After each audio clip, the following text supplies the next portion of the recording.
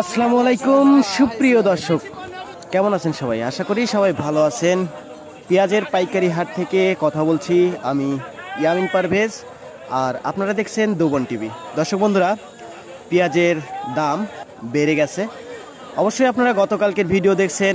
আজকে আমি এই মুহূর্তে যে হাটটিতে অবস্থান করছি, এটা পাবনা জেলার সাতক্ষীরা উপজেলার সাতক্ষীরার পেঁয়াজের পাইকারি হাট। প্রিয় দর্শক, আপনারা দেখতে পাচ্ছেন এখানে প্রচুর পরিমাণ পেঁয়াজ ব্যবসায়িক ভাইরা কিনে গাদি করে রাখছে। আমি একটু আপনাদের পেঁয়াজের ঘরে নিয়ে গিয়ে আপনাদের পেঁয়াজগুলো দেখাবো। এখন এই মুহূর্তে যে পেঁয়াজটি আপনারা স্ক্রিনে দেখতে পাচ্ছেন, এটা মানে মিক্সিং পেঁয়াজ, বলতে এটা কিং পেঁয়াজ বলে। তবে এই পেঁয়াজটার দাম কিন্তু আমাদের দেশি পেঁয়াজের থেকে একটু কম হয় আর কি, প্রতি মনে 100 টাকা কম হয়।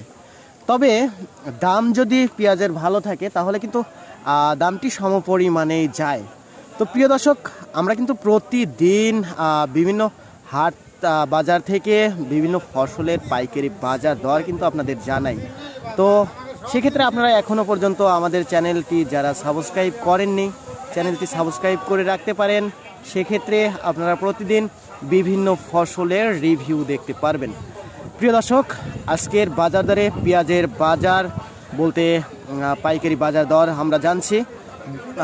পুরো বাজার ঘুরে ক্রেতা এবং বিক্রেতাদের সঙ্গে কথা বলে তাদের মেমো দেখে, বলতে যে সমস্ত লেখে কত দরে কিনছে, এই সমস্ত সব কিছু দেখে আমরা আজকের বাজার দরটা জানছি।